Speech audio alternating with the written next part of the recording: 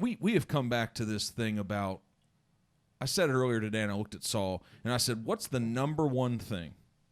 If I could take a syringe and I could inject one characteristic, if I could give one little extra dose of something with all of these people that become real estate agents and they come here and have faith in us to build these careers, if there's one thing I could give them, I'd give them an extra large dose and shot of confidence." And so what we're searching for are golden chalices. What's the best way for us to help people build this? What is it? What is it? So if they come to us with a little bit of confidence, with more confidence, or we see they need more instilled, what the hell can we do for Pivot University? I think a shot of Fireball before you start every day maybe would be that'd give you a little confidence. Put that in the golden chalice. Yeah, if that's in the chalice, that'd be one way I think to do it. I don't know. We were talking with Aaron a while ago about Aaron's a career development recruiter. You're a career developer, recruiter. Been here 3.5 years. We've been with you guys. I think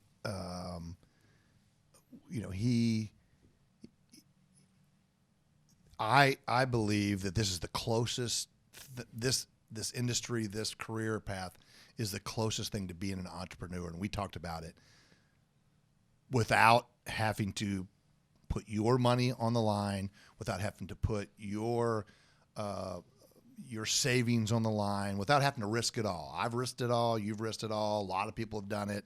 But this is perfect for somebody that always wanted to be an entrepreneur and build that brand, which is yourself, alongside the company that you're with, Pivot Realty. There's not another opportunity that I can think of where you can get this close to being an entrepreneur. You are an entrepreneur, but you're not entrepreneurial. Oh, exactly, and it's close, right? Yep. You're close and close enough. And so, to me, that's how I haven't been around your new. You got 8 new agents. I haven't been around every month. How you onboard them and what you do. But to me, if I was looking at them, I'm saying, I don't know what you've done before, and I guess I would if I knew their, if I had their background, once you hired them and stuff. But I'd look at them and say, this may be the best opportunity you will ever have to run your own business. Now, the great thing is we have everything behind the scenes to make you successful. The only thing we don't have is you. And you can be $100,000 person, 200,000. 300,000, 500,000. You can do it solo. You can do it as a pair. You can do it as a team. But you got a chance to build a brand and a business and change your entire life, your family's life. Without any risk. The only risk you have is your time. And if you give me that time for the next 2, 3, 4, 5 years, I will make you $100,000 plus. Could be way more than that. That's what I can guarantee you. I'm 55. I'm old. I've been through the ringer.